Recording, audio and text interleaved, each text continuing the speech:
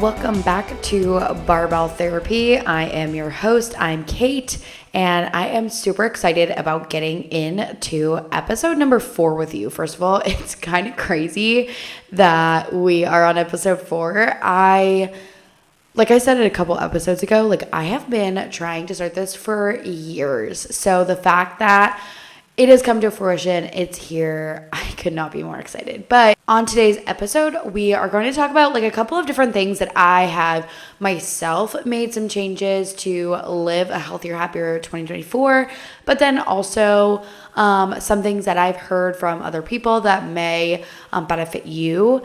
And then the therapy part of this episode is we are going to go into just expectations of other people, boundaries, and things like that I think are really important. And I know I went over boundaries and stuff like that in the episode number 2, but I have a little bit of a different take on some things that have happened in my life. And I feel like I want to talk a little bit more about validating feelings and feeling invalidated and feeling like you are the villain in your story and how you can really try to kind of come out of that. So without further ado, let's get into it.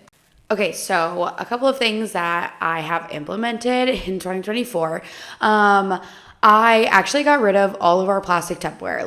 I did a little bit of research. I heard a lot about microplastics actually on a different podcast. I don't even remember who it was with, but it was a podcast about toxicity in our blood, and this individual actually had BPA in their blood from using too many plastic containers. So what really happened, to be quite frank, is I was getting kind of the ick from the fact that plastic containers were keeping the color of tomatoes, fresh tomatoes or tomato sauce.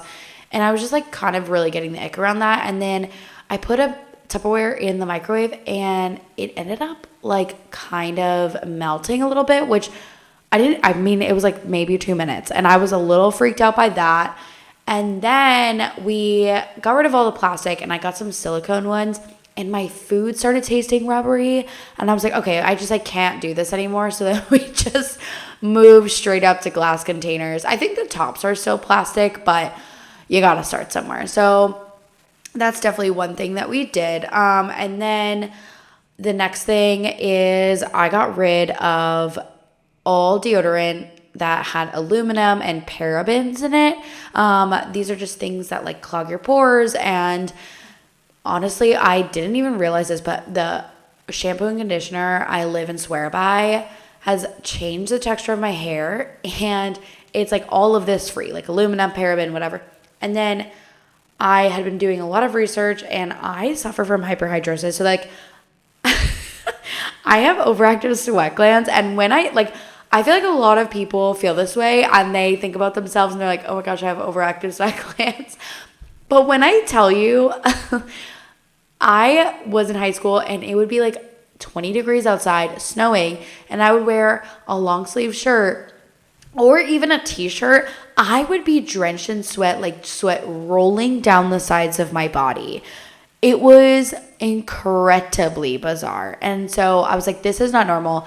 So I went to the doctor, ended up having hyperhidrosis, and I got Botox in my arms to reduce my sweat glands, and it's way better now. But I was doing some research, and when you clog your sweat glands, that is also what makes you sweat a little bit more. So I was like, you know what? I'm just going to give this a shot. So I did. And the stank was real for a while. I'm not even going to lie to you. But after, honestly, it probably took about 6 weeks for it to just kind of start going away. And now I really only smelly sweat when I'm stressed about something. So it's not that bad. I will say that I do wash my sweatshirts a little bit more and my coats a little bit more cognitively because sometimes I'd be stress sweating in my coats and it's a smelly sweat. So just things like that. And yeah, I feel a little bit lighter. I don't even know how to describe it, but I do feel that has made a pretty significant difference. So that's one thing, or I guess the second thing. And then a change that we haven't made yet, but I am excited to make, is on that, a couple of things. On that same track as microplastics, we're going to be getting rid of like our tube toothpaste and going with one of those toothpaste that you can just kind of like bite into and it creates a foamy whatever. And yeah, so that comes in a glass container. It's super sustainable and reduces the amount of waste in our world, and I am really all about that. And so that's one thing that's down the pipe, I would say. And then the other thing that I'm really excited about is hopefully we will be upgrading to stainless steel pots and pans. And the reason that I want to do this is because we currently have nonstick, which, by the way, we've been using our pots and pans for 2 years. Did not know that they were nonstick, so we've been spraying olive oil and stuff on them, and you shouldn't do that. Anyway, the reason I want to move away from nonstick and go with stainless steel is because I do think that the nonstick, it's not really like FDA regulated, and so it's just like these chemicals that are kind of like in there, and they don't really need to be, I would say. So I am excited to kind of like get rid of those and just use olive oil and spray and just, reduce the possibility that we are putting toxins in our bodies via our pots and pans. This is not super easy because stainless steel is incredibly expensive in my opinion. But it is something that is like kind of timely because we have our wedding coming up. So hopefully, whether it's on the registry or it's just an upgrade that we make, like, it's just a little bit timely, I would say. So I am excited about that change coming down the pipe. So another thing that I have been doing is, rather than just letting caffeine kind of take over my life, I have not only started having like a handful of raspberries or part of my breakfast before having a cup of coffee, but I've also reduced my coffee intake significantly. I really try to only have 1 cup of coffee per day, and if I do have more, I try to make it decaf. And the reason for this is just because like it's not that people can't live off of caffeine or like caffeine is going to kill you. I mean, there's a lot of research, and honestly, nutritional research in general is just a hot mess because it's really difficult to get to the science behind each individual body and like what happens with people. And like your lifestyle factors play such a vital role in so many aspects of your life that like you can do a study with people about coffee, but if one exercise is more than the other, or different types of exercise could influence, like there are so many different ways that we can be influenced nutritionally via our lifestyle that it's very difficult to have like a very like detailed study, in my opinion, and from the research and the experts that I have been following for years. So I say all that to say that I do think that coffee can add a lot of anxiety, and I wouldn't say like it'll dehydrate you by having a cup of coffee a day, but having high caffeine intake throughout the day can lead to a little bit of dehydration on a consistent basis, I guess I would say. So I try to only have a cup of coffee a day, and if I need that taste, because I do love me the taste of coffee, I try to make it decaf. And eating breakfast before having it has just like kind of reduced my anxiety and helps my stomach actually be able to absorb the coffee a little bit better. So I am all about that. Now, this daily lifestyle change I did make for probably 45 days, and then homegirl dropped it real quick because life got tough.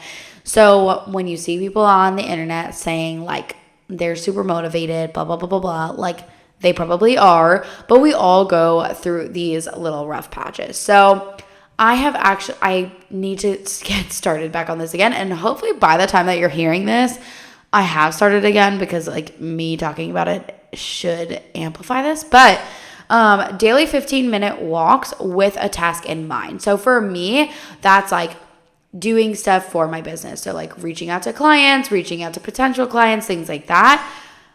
Because I feel like for me, one of the biggest hurdles when it comes to getting on the treadmill and going for a walk is that like my brain is like, no, you should be doing this, this, and this. Like you have all these other things that you need to be doing. You cannot be focusing on these walks. And so I need like a task to do during these walks so I feel productive.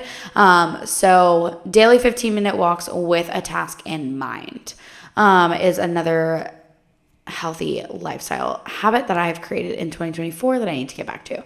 And then last but not least, and I think this one is incredibly important and something that I've been incorporating in my life more and more and more, but just really with this new position that I have at my new college, I do think that like this is a way more attainable because the task, the habit is waking up and having at least a full hour before having to leave for work. So then that way I'm not rushing. And I say that this new position helps because the earliest, like last semester, the earliest I had to be at work was like 6:15 maybe. And at the time, I only lived 15 minutes away. Now I live 25 minutes away, so it would change that a little bit. But previously, I had to be at work at like 5:30 in the morning. And when you're waking up at 4:30, like that is the bare minimum time.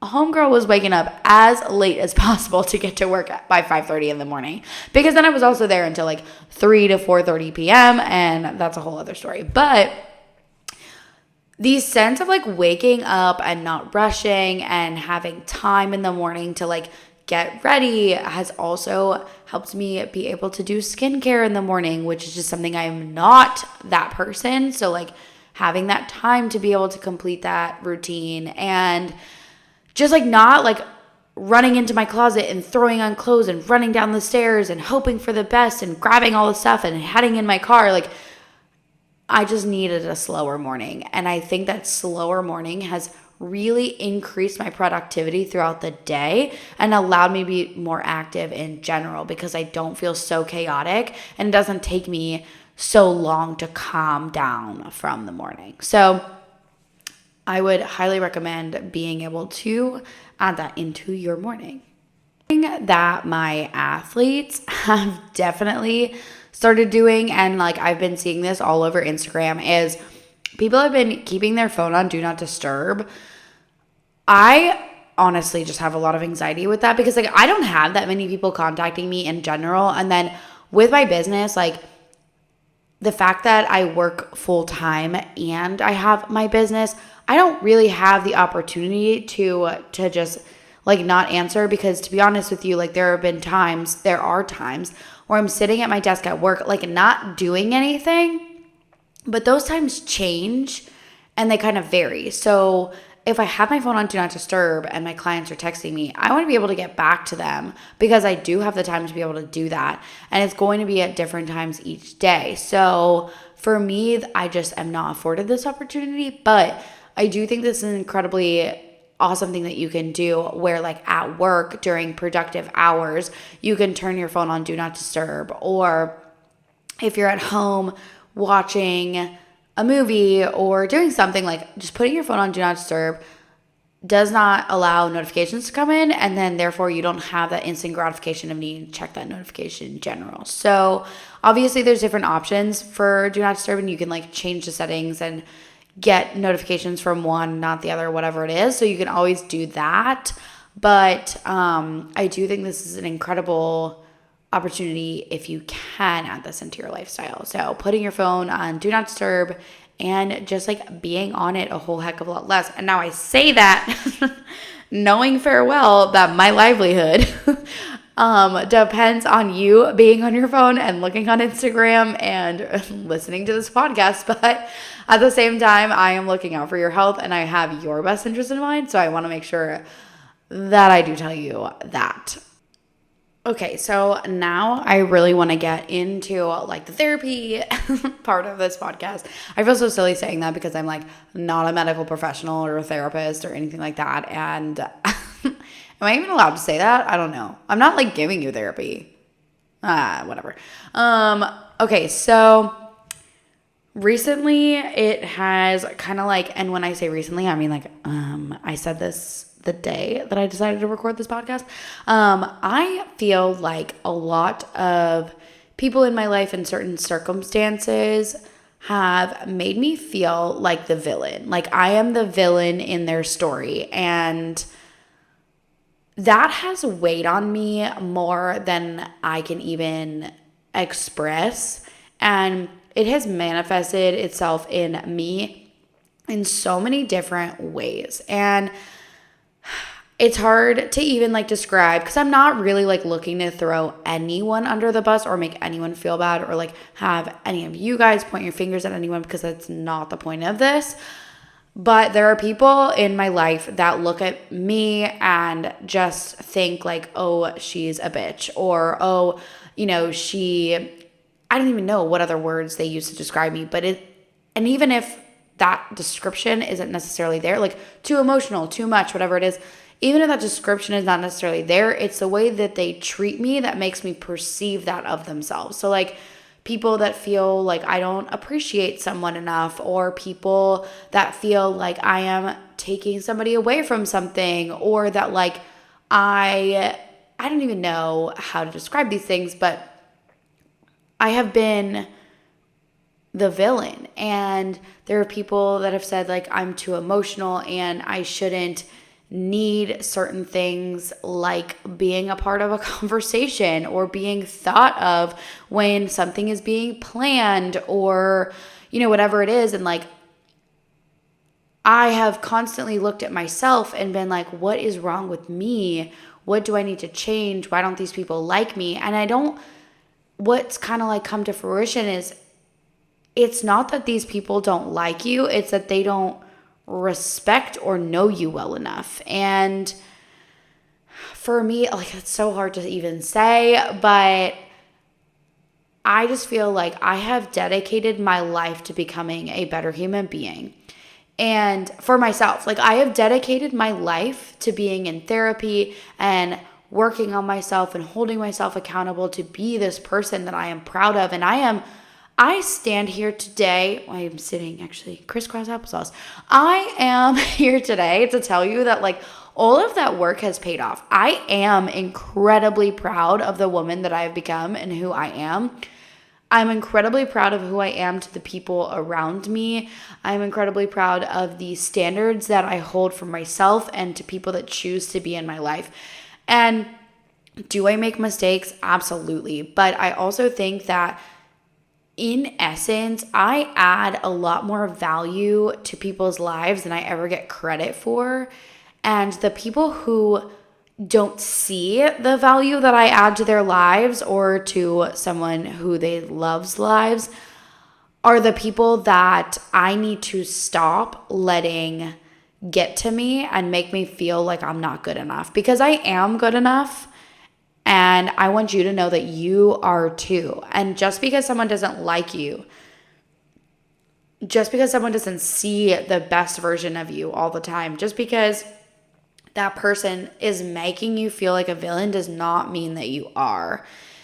And people tend to take things at face value and not really look deeper into the circumstance or whatever it is. And like, they just forget that there are so many more layers to an individual, to a relationship, to, you know, whatever it is that they can't see all of the time. And so they make these assumptions and they treat people with these assumptions and create these perspectives and this narrative in my head or your head that you aren't good enough or you are labeled here. And it's just simply not true, especially if you're someone like me who's like been in therapy and done a lot of work with the people around them to ask them, hey, did I do something to offend you? Hey, is everything okay? Are you checking in on the people around you? Are you actively thinking about people constantly and making sure that you're putting your best foot forward? Like,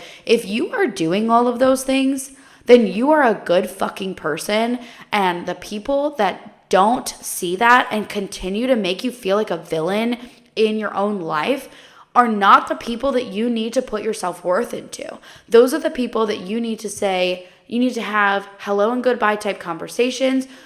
And you need to just continue to be your best self and show up as you want to show up, but stop making the interactions and everything that you're doing around that person so volatile. And I mean volatile because you either go one of two ways when you're in these circumstances.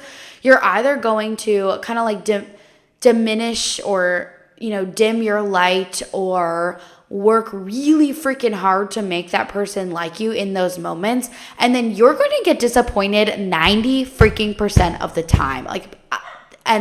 If you know what I'm talking about, you know what I'm talking about. Or you're going to just feel incredibly irritated and just not want to be around that person, and everything they do, whether it's good or bad, everything that they do is going to irritate you. So why would you continue to put yourself in these situations? And I'm not saying that you should cut these people out of your life, but you need to create a different relationship with those people and have a different perspective. So in that way, those two sides of you don't come out, because you're going to leave feeling exhausted no matter what after that interaction. You're going to be exhausted.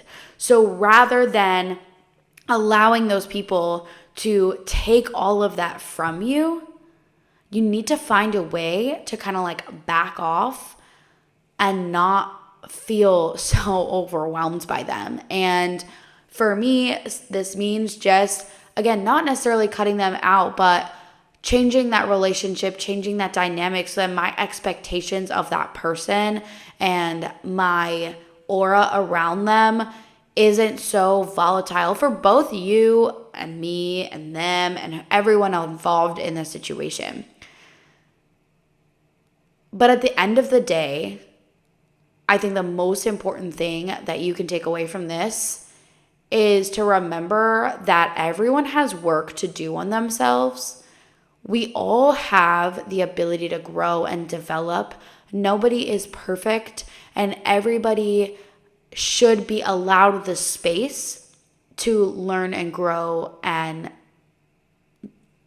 hold themselves accountable and hold each other accountable to be a better individual. And the people that don't give you that room, they don't get to take your power away from doing it. And they don't get to make you feel like a villain. But the people that see you and see all that work that you're doing and cheer you on, those are the people that you need to put your whole heart into, because those are the people that are going to keep elevating you over and over and over again. And in this life, that's the type of support that we need, especially, honestly, everything that as a society we've been through at this point. Like, why keep giving life to the things that are going to keep draining you versus giving life to the things that are really elevating you and making you feel better? So I implore you to really take a look at those relationships that leave you feeling utterly exhausted, and find a way to change your expectations and your perceptions with those people in a way that will help you and them not feel so exhausted after each and every single encounter. And more than anything, what I want from you is to continue to grow, continue to develop, understand that you're not perfect. The people around you are not perfect. And you're going to be able to continue to grow, and you're going to make mistakes. And if you are the person that is making a valiant effort to learn from those mistakes and make up for them, and again, just be the best person that you can be, then who gives a fuck what those people have to say? You're not a villain. You are a badass bitch, and I believe in you.